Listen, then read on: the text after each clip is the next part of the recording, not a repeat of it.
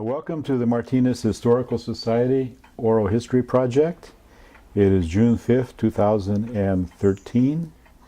This is Igor Skardov interviewing Herb Thurman in their home in Martinez. So, Herb, tell us about yourself. Where did you start out? Well, let's say the full name is Herbert C. Thurman, and I started out on May 5th, 1933, being born in Chicago, Illinois, University of Chicago, lying in hospital. That was a very good time in Chicago for our family. It was kind of tough times around the States because it was still Depression time. My dad did well. Went to school. As a matter of fact, I went to the same grammar school that the First Lady went to, and then went to the University of Illinois in 1951. That's another story as far as the military is concerned. But basically, I wanted to be a forest ranger. And my father said, well, that's all well and good, but I think maybe if you were an accountant, it might pay better and, a much better career. Anyway, I went into the university as a bachelor of, or a freshman of economics. And my first year there, the Korean War was winding down. I think that was 1954. And I arrived at the University of Illinois at 1951. And eventually graduated in August of 55. But in the interim, after the Korean War was over, basically, they were still with the Selective Service. In essence, you registered for the draft board, and they could still call you into the military involuntarily. So at that time, in my freshman year, I went into the Air Force ROTC and truly enjoyed it. And they made me a staff sergeant in the ROTC, and I was a drill master and so forth. Moving ahead, coming to the end of my sophomore year, incidentally, I was on a ROTC deferment from being drafted, which was pretty good. However, at the end of my second year, they said, well, you're going to have to commit yourself. We're only taking pilots in the Air Force. And I said, I don't want to be a pilot. They said, well, you can't go into your third year of ROTC or your fourth year. So for the last 2 years of my schooling at Illinois, I was on what you call a student deferment, which was a pretty shaky thing because it was done semester to semester with no chance of being draft exempt in the summertime. Needless to say, I went to school in the summertime, so I was full-time, 51 to 55. And at the end of school, September, the draft board got me. And basically, the story was Navy from then on. But going back to my last semester, and about, February, I had to take a liberal arts course, just for the credits. And so I went into Spanish too. And there were 4 or 5 men in the class, and they announced the GI Bill is expiring this month. We're no longer giving all these benefits to you. And by the time the week was over, I was the only male left in the class. Everybody else signed up for whatever they wanted to do so they could get the GI Bill. Moving forward, they said, enough of this deferment. We want you in the Army, and we want you there by October, midnight of the 2nd, as I recall. And in the interim, I went downtown, Chicago, to officer procurement, a little dinky little office, and said, I don't want to be in the Army and digging trenches. I did that as a kid, playing around. But I'd like to join the Navy. He said, oh, and I'd like to go to officer candidate school. And I said, well, fine. The next class starts in November of that year, 55. And I said, well, that's fine. The draft board said, that is not so fine. We're going to get you into the Army, no matter what it does. Well, there was a lot of back and front, but finally, powers that be said, you will be on active duty in the Army at midnight on the 2nd of October, something very close to that. And so I went down to my naval procurement, and I said, look, I've got to be in the Navy early. They said, oh, don't worry about that. We'll send you out to Newport early. So here I arrived, and they didn't know what to do with me. So there was a third-class bosun mate who was assigned to find work for me. And I found out how to suji a toilet, many toilets, in the interim between my arrival and the beginning of the class in November. So what was the timing of your arrival at the Navy base? Basically, I got there on about 10 o'clock on the 1st of October. So I beat them by 20 minutes, the draft board having me downtown Chicago to put me in the Army. Anyway, I felt rather good about that. Kind of a turning point in your life there. A very definite turning point, yes. So anyway, the school did start in November. Newport, Rhode Island can be very, very cold. And can we just pause for just a minute, Herb, before we get further into your military career? Maybe we'll go back and do a little family stuff. Sure. Talk about your mother and dad, where they're from, and that sort of Mom was one of 7 children, and her mom, my grandmother, was Canadian-born. My grandfather was British-born, and regrettably, my grandmother passed away in the epidemic of 1918, which swept the United States, influenza. She met my father in Detroit. He was a young man that grew up and graduated from the University of Kentucky and was up doing some sort of retail work in Detroit and in a grocery store.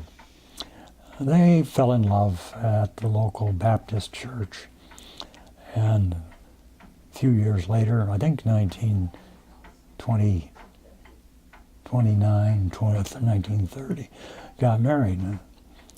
And he started out in Detroit and eventually moved to Chicago as head of the Western operations for a sugar brokerage firm.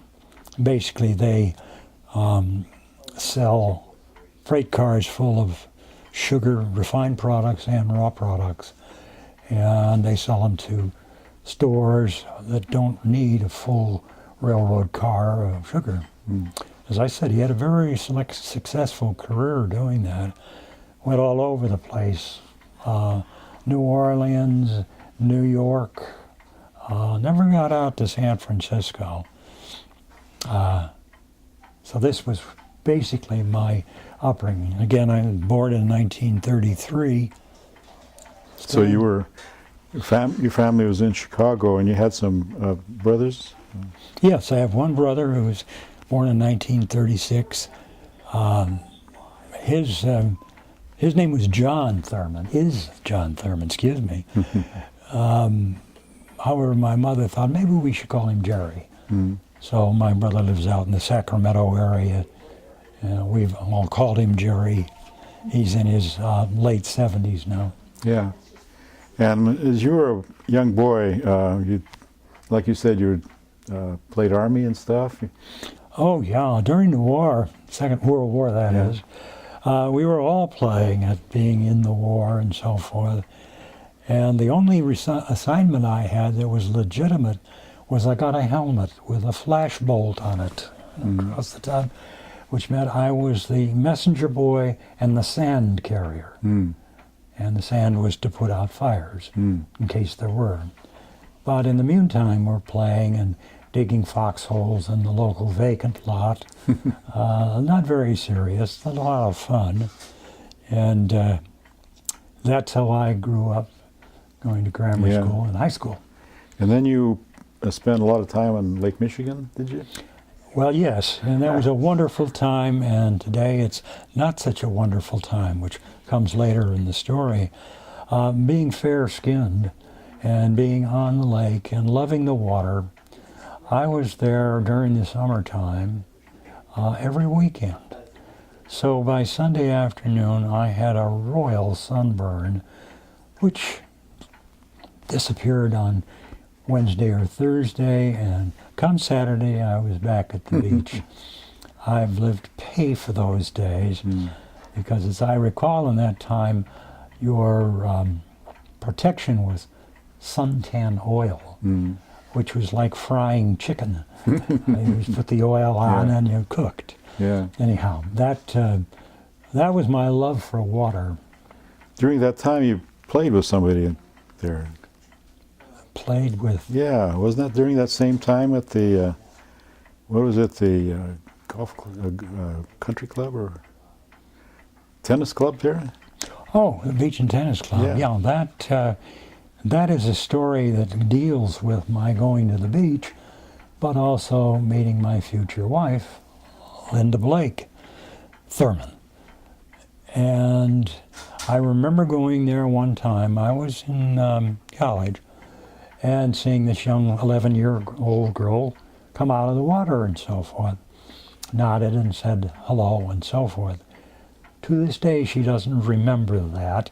I do, however. She made a bigger impression than you did, huh? Yeah. Well, she was a beautiful young lady. However, the story actually is my folks and her folks were good friends at this beach club in Chicago. And going ahead in the story, whenever I traveled, my mother always said, you know, if you're in town where any of our friends are located, give them a telephone call. And sure enough, in this story, I came back to San Francisco, or getting ahead in the story, but I did, and I called Linda's dad, Bob Blake. I said, I'm just here in San Francisco, and he said, well, Herb, he remembered me. Why don't you come out to the house where we live in the hills of Oakland for Thanksgiving? I said, that sounds like a better deal than I'll get here in the YMCA in San Francisco. And that's where I met a much older Linda Blake, now Linda Thurman. Lovely young lady that grew up to be. And she still is. Yes. Yes, how lucky of me, but it was all of my mother's suggestion. Yeah. You stop and talk to our friends when you're traveling. Yeah. Anyway, where would you like me to proceed? That was great. Well, I just thought that was just a great thing. We needed to make sure we covered that part of the story. So, getting back again into your military career, here you've arrived at, is it Newport? Newport, Rhode Island. Yeah, and just barely a step ahead of the draft board, dragging you into the Army. Yeah. And you went to work well, tell us about that. Okay, well, basically, as I mentioned earlier, it was a very, very wintry Navy training center, and we had to keep our barracks very neat and clean. In fact, there was a contest that involved, keeping the floors nice, and basically we decided in our brand new black shoes that we wanted to keep the floor clean, so we put the shoes on the porch. A few months later, when we graduated, everybody either had a cold or, in the worst case, pneumonia. We won the prize. Won the prize. Oh, What was the prize? The prize was giving you a trip into Providence, Rhode Island, from New York. Yeah. A weekend free. But that's another story. Did we dare go into that one? Oh, there was a fun one. There were 5 of us. And one of the fellows had an old Buick that he brought along to Newport, and so we started out from there to go up to Providence and see Peggy Ann Garner and the Tree Grows in Brooklyn. That's a little fun fact for all you historians. And as we're pulling out of Newport, it started to snow. And as we got further and further along, we were getting more into the storm. The roads were becoming impassable. Finally, we couldn't go any further on the freeway, pulled off and saw a police car in the ditch, in a drift of snow.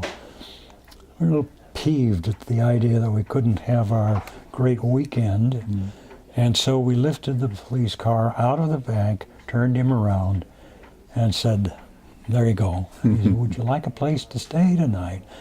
"Oh, boy, do we." And he said, "Well, the police station's, nice and warm." So we arrived at the police station, and I was thinking of a nice warm cell, basically, and they were all full. So I spent the night on the pool table the police station. That was your big reward in Providence, Rhode Island, huh? Big reward, yes.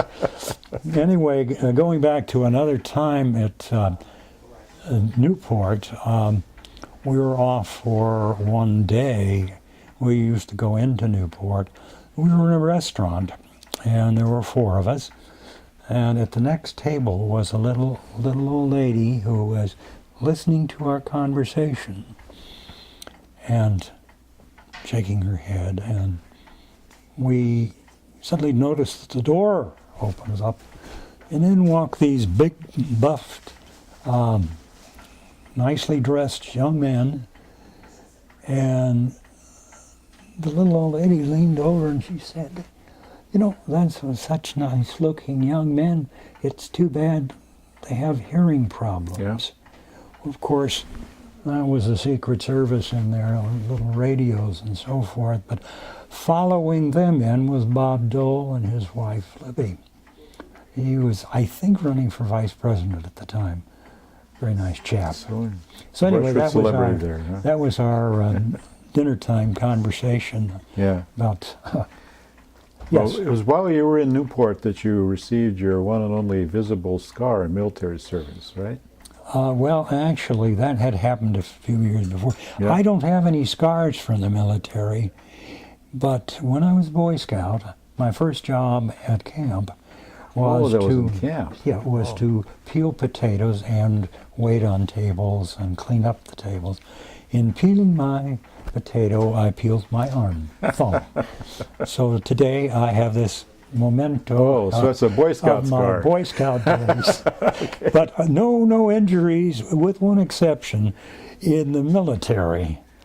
And that was kind of a fun thing, because we're on board ship, and it comes to target practice, and the captain and I thought it would be great fun each year to fire off the 3-inch 50 gun on the Malala. This is a cannon for those of us. Oh, yes. Yeah. It's about the shell is 3 inches in about diameter. That big. Yeah.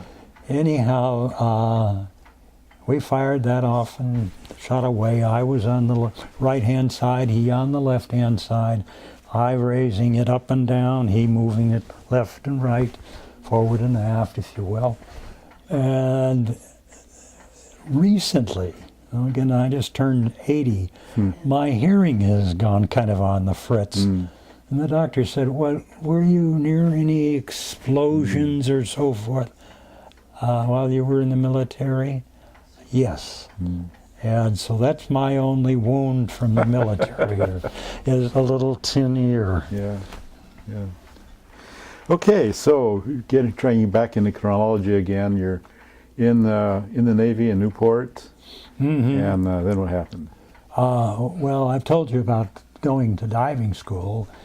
Well, no, you haven't yet. Well, I was going to get to that.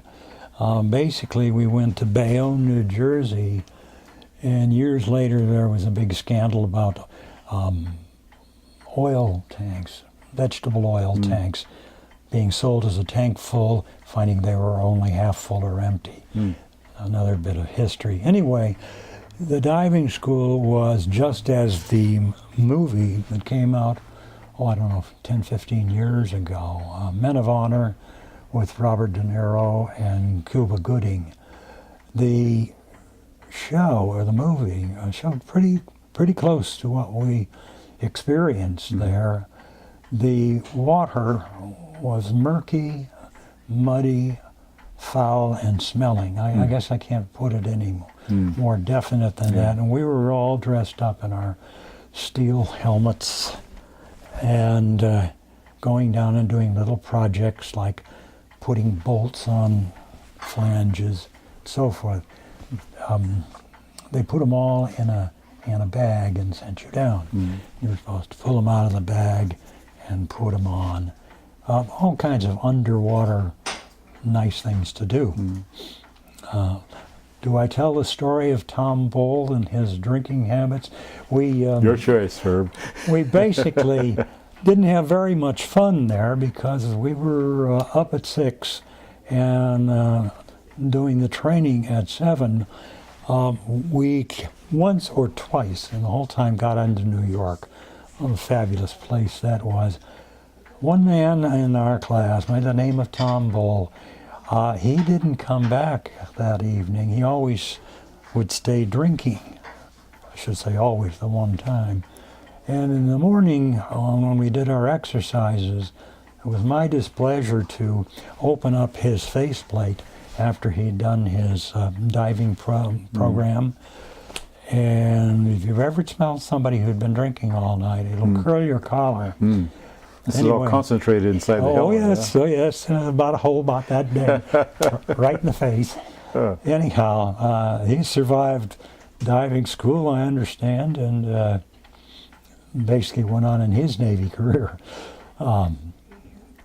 After the diving school, we were sent, or were asked where we were going to go in the Navy. Where would we like to go? Am I jumping ahead too far? No, that's cool. Saying that I had chosen the large ship in the Mediterranean. I thought, that would be ideal. I was a salvage officer qualified, a diving officer qualified, and the Navy saw to it that I went to a small ship on the Pacific coast. I was very, very military. And so I was assigned to the USS Molalla, M-O-L-A-L-A, ATF 106, which stood for Fleet Tug. And that brings up images of tugs, like out here in San Francisco Bay. That's not the same thing. Basically, it was a salvage ship. And after graduation from the school, I was sent to San Francisco where the Molalla was being repaired. And my first view of the Molalla was Martinez shipyard, and the guts of the ship were laid out along the pier. They were going through overhaul. This brand new ensign looking at the innards of the ship he was going to spend the next 4 years on was very, very discouraging and eye-opening. Anyway, I reported on board. And there at the time were 67 enlisted and 5 officers. So this was not a small ship in the sense of a destroyer. In fact, the accommodations for my job, which was the operations officer, salvage officer, and a list of other jobs from cryptography officer to keeper of the enlisted men's recreation fund, all these important jobs. The 5 officers were the captain, who was a Navy lieutenant, the executive officer, junior grade lieutenant, also a Newport graduate, myself as operations officer, my main job, and a warrant bosun and a warrant engineer. And as I mentioned, 67 in the crew.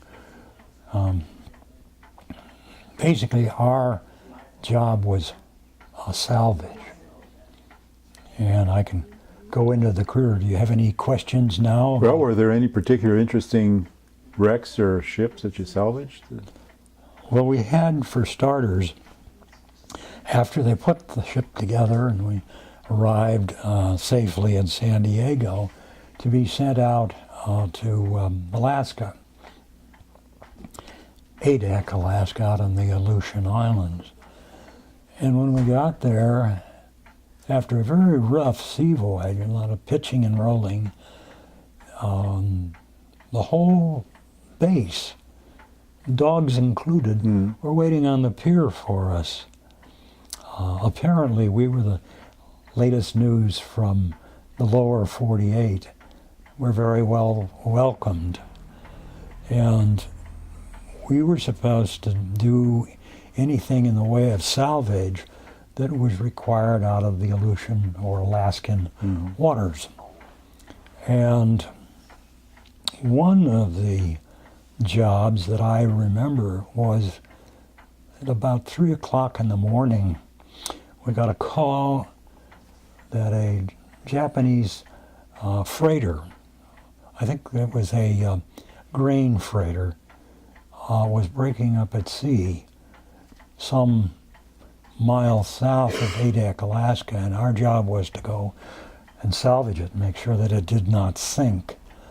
Apparently, the vessel, which was loaded, was yawing, and the waves and so forth were creating a greater crack in it, brought in water to the cargo. Our answer was basically to run the anchor through the bow, through the hawse pipe, back aft to the stern, and attach it to the stern plates, cinch up, hold it together. winch on the front, and pull the whole thing back together. It worked. And Cool. the vessel went on happily, and we had our first, or my first rescue. And so that tour of duty went, more or less uneventful. When you did that, was there anybody in the water you needed to pull out? Oh no. We got it. Well, most of those freighters in the first place have got 4 people on board. One of them on deck, and the other 3 sleeping. Navigation-wise, it wasn't somebody you argued with. If they were on the radar, you avoided them, because they weren't going to deviate. Anyway, that's another aside. Out of San Diego, we would do a couple things. One was towing targets for the destroyers and the cruisers in San Diego to have target practice. And this involved patrolling back and forth, about 3 miles off of San Diego, and towing a target, which was a 30, 40-foot sled with a big sail on it. And the object was that the destroyer would go on by and fire rounds at it, and we'd tell them how they were doing, as long as they didn't hit the sail, and sink our only target.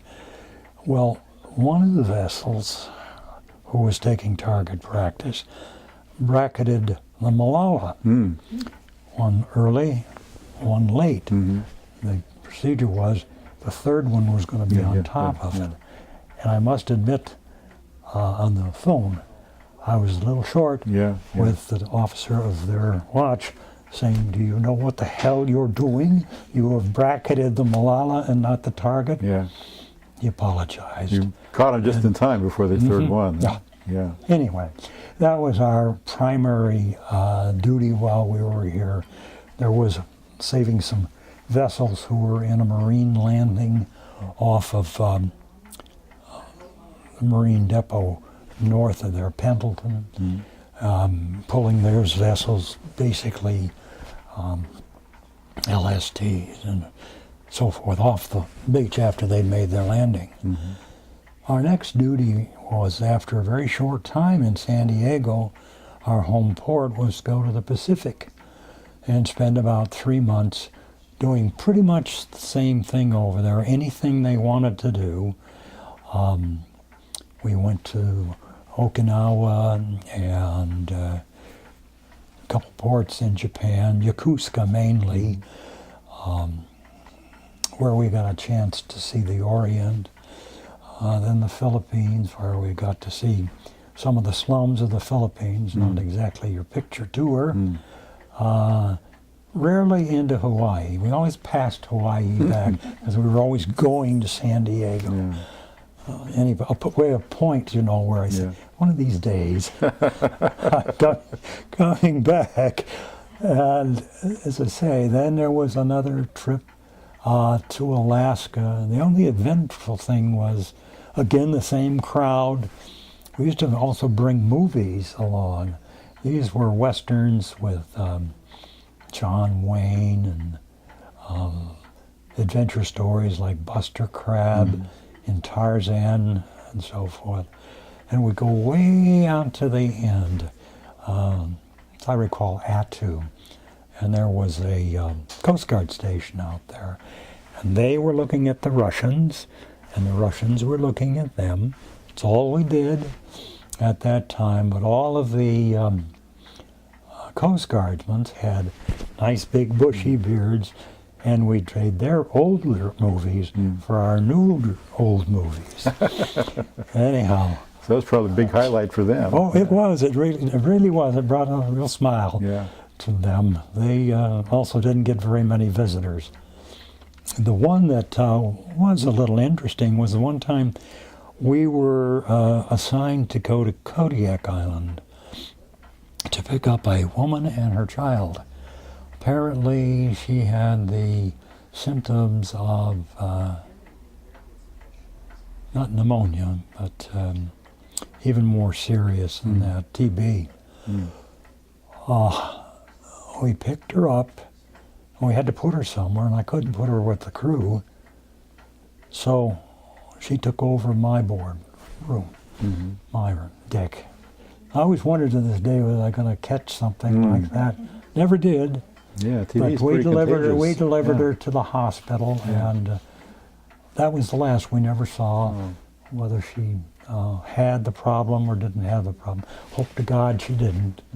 But these people out there on the islands were very remote and needed any help they could get. So we had another visit back to San Diego, not all that long, and were called out again to the Japanese area, the Pacific Fleet.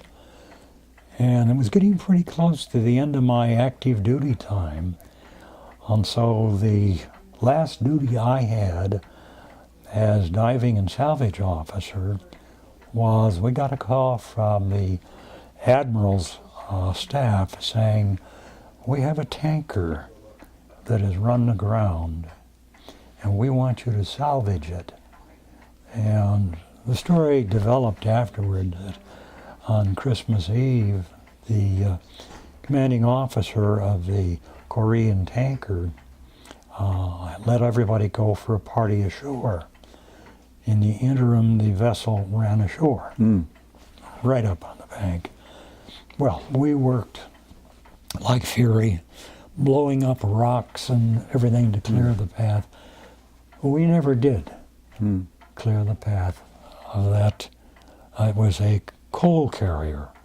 And when you'd walk along the deck, you could hear Crunchy Krispies. Those were little bugs. It was Little a mangy. bugs? It was a mangy ship. Whoa. Anyway, here I was in Korea, and they said, "Well, your time is up." So they put me on a helicopter, flew me into Japan, flew me back to San Francisco, and I was discharged from my 4 years active duty at Treasure Island, San Francisco. Well, I was immediately involved, since I had all this money, in 5 months travel in Europe. Coming back, in September, let's see, that was March I got on. In September, I basically had to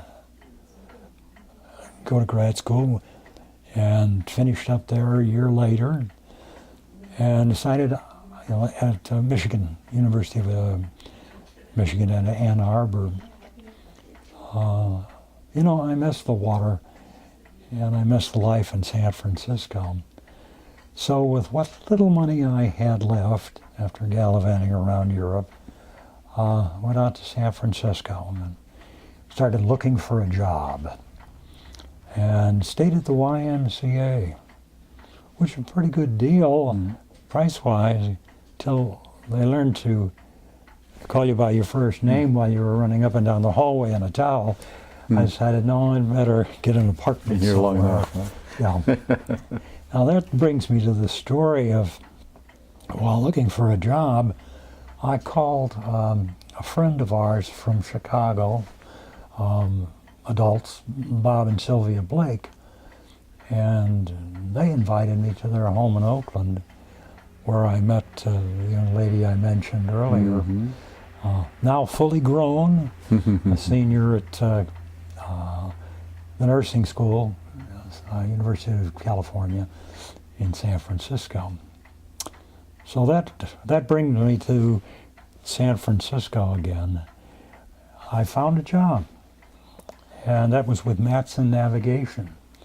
This was about the time of containerization, which was a new concept, and that's 1960.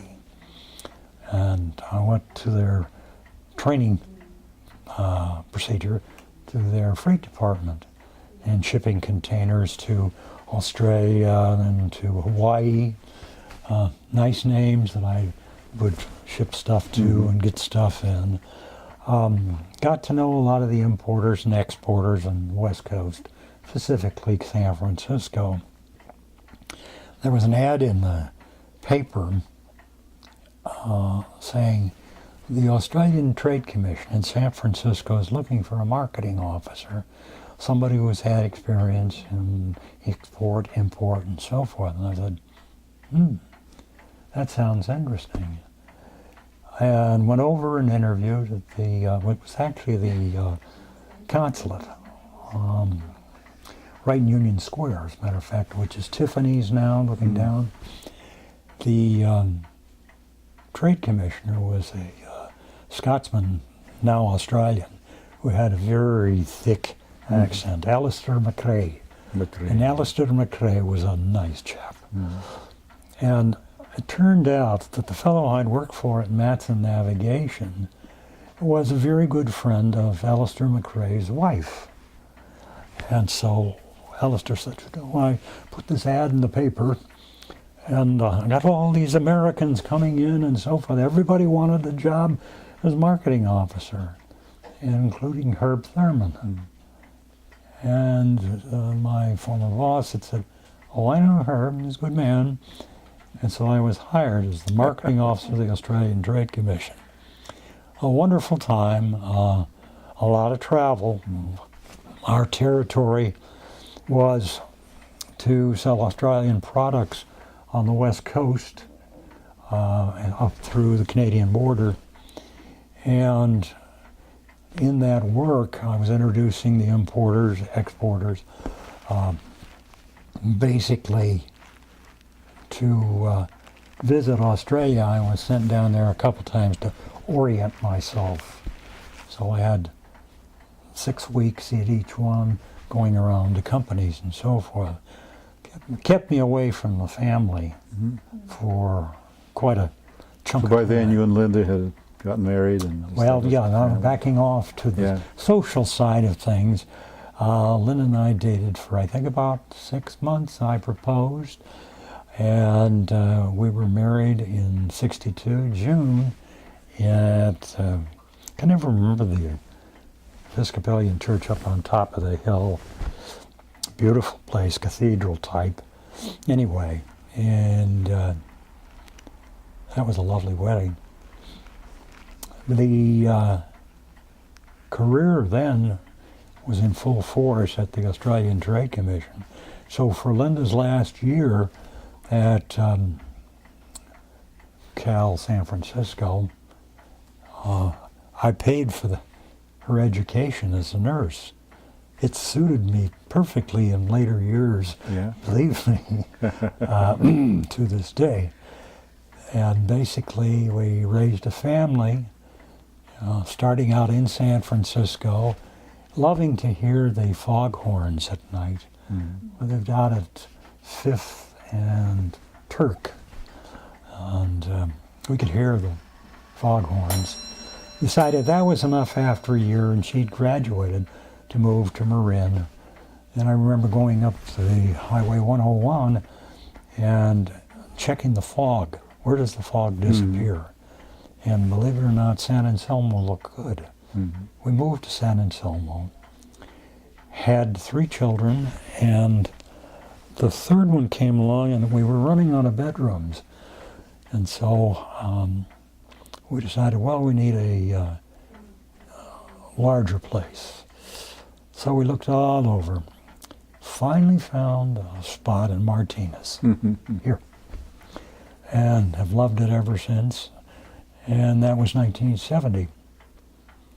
Anyhow, we raised the family, and I was still on the road, not only Trade Commission, but also in the Navy. I had, after being commanding officer of a few units in Treasure Island, took a job as West Coast representative for the supervisor of salvage.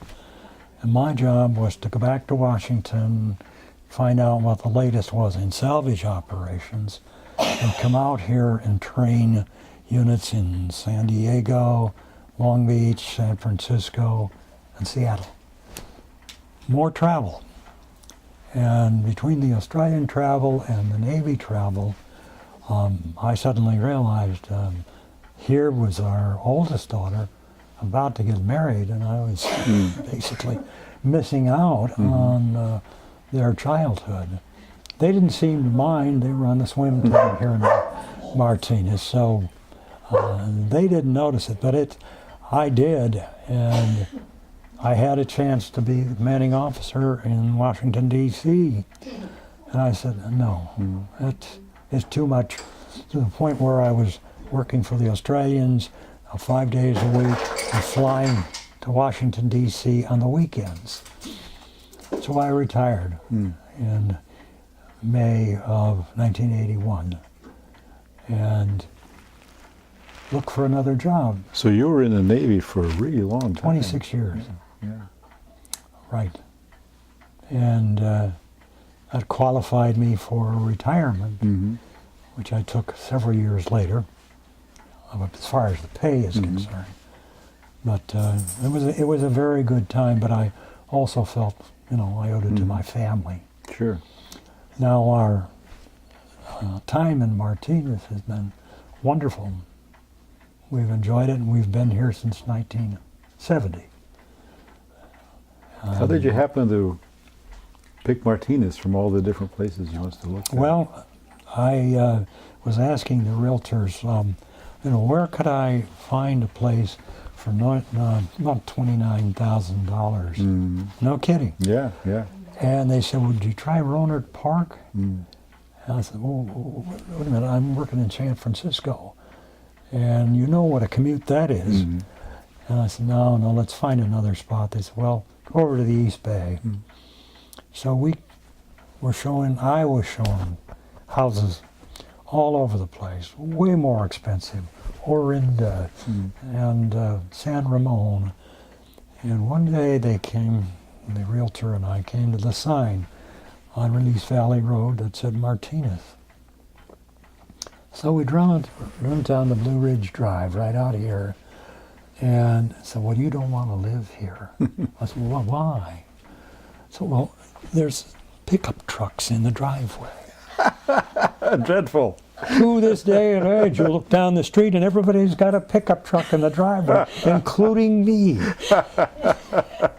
Be that night at night, we settled in Martinez at the right price and spent a lot of time working on the house, which was basically a model for the builder, the last one or the last development before you get to Release Valley Road.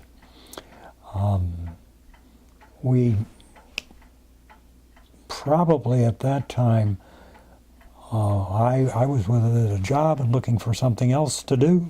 Linda was working 2 jobs, one at the Head Start and another one, I'm not sure she could tell you, but 2 jobs while I was going back to school to do exactly what I wanted to do originally, and that was go into something that dealt with plants, and forestry, and so forth. Oh, yeah, you're back to your forestry roots. I went to DVC to the horticulture school, or branch, and spent, I don't know, I guess it was 3 years at night and Saturdays going to class, and winding up with a certificate in horticulture, and enjoying it thoroughly, that I should have done originally, or something close there too. And I volunteered. Well, one of the volunteer jobs was at John Muir National Historic Site, and helping them prune the vines. And the fellow who was the chief of maintenance at the time said, well, you guys are all doing a good job. This was a class, mind you, from DVC. And I said, well, you know, maybe there's a job here. And as a matter of fact, yeah, I want to go back east, and everybody in the maintenance department's moving up. We've got a job as a laborer coming along here, and it's basically dealing with the old house and all the grounds. Sounds good to me. So I started out as a laborer in about 1980, 82, 83, and working on the house, continually needing upgrading and repairs and so forth. Very, very interesting work. And reviving the orchard, which developed into about 300 acres by the time we purchased Mount Wanda, which was basically left in a natural state. But dealing with the 9 acres here in Martinez with a sampling of Muir orchards, which were on his originally 2,600 acres throughout this portion, Alhambra Avenue. When I say Muir, I really should say Strentzel, because Dr. John had owned a home out here just up Release Valley Road, and eventually when the mansion downtown got built in 82, 83, he moved with his bride, or his wife by this time, and 2 daughters up there. This house more or less became vacant, and is vacant to this day. The time at John Muir, I'd come up through the ranks and so forth, and was chief of maintenance, and I enjoyed working in the garden and the orchards. So you worked your way from being the laborer to being chief of maintenance at John Muir House. Yeah, well, that was a few years. Yeah. Going to school at Davis, as a matter of fact, taking these courses that would last a day or a weekend and so forth in horticulture, landscaping, any sort of insect protection or elimination. Again, we were, at that time, a what should we call it, hazardous operation where we could not use any of the chemicals that were currently being used in agriculture to get rid of myriad of hosts. We had 13 different crops, peaches and apples and cherries and nuts and so forth. And so we used methods that were basically non-polluting. I remember going to some of the celebrations there and seeing the trunks of the trees were coated with a sticky substance to keep critters from crawling up there. Yeah. I guess that was one of your techniques. One of the things was that you always knew that there were problems with aphids Yeah. when the ants were crawling up the trees. Yeah. Because the sugar on the aphids, the ants, were attracted. Well, the tanglefoot, Yeah. which was put around the tree, was to trap the ants. And most times that was successful. Yeah. That was one of those horticulturally acceptable methods of getting rid of aphids. Yeah. But we had things like fire blight, and to this day it's a problem. In fact, the aphids are a problem there. These are continual things that anybody who's operating an orchard would find. And to this day, we have a development there and as I said, a nature area at Mount Wanda, which is being kept that way, basically as an area where Muir used to work. Walkies, 2 girls in their little walkabouts. Yeah. Yeah. And you'd know about those, having done that many times. Well, we're still doing those. Yeah. Yes. So there is a continuity on this thing. Yeah. And basically, that brings us up pretty much to this date in, let's see, it was 2003, I decided, hey, this is enough. I got the Navy and the Social Security and the Australians and so forth to take care of us in our retirement. So I retired. And been doing volunteer work since that time. Joined Kiwanis, more volunteer work. Yeah. Hanging around the neighborhood and enjoying it, as I say now. Well, it's been 40 plus years, 43 years. So that somewhat ends my story about life and volunteering of Herbert C. Thurman in Martinez area. Well, Herb, it's been great. We enjoyed it very much. So have I. This is A lot of fun. I guess you're going to show off some of my trophies. That's I wear that everywhere. I go to the airport, and everybody says, "Thank you for your service." I like that. Yeah. This is another one I was given in Washington, D.C. As I said, I was going to be the commanding officer of this unit. A lot of fun. So the guy said, well, we could give you something to remind you of your salvage and diving officers. So, just a little helmet. What's it to? To Captain H. Thurman, Naval Sea Systems Detachment 106, Diving and Salvage Operations Unit, 1980. Thank you. Anything for you. Well, it's been a great pleasure. My pleasure. My pleasure too, Shirley.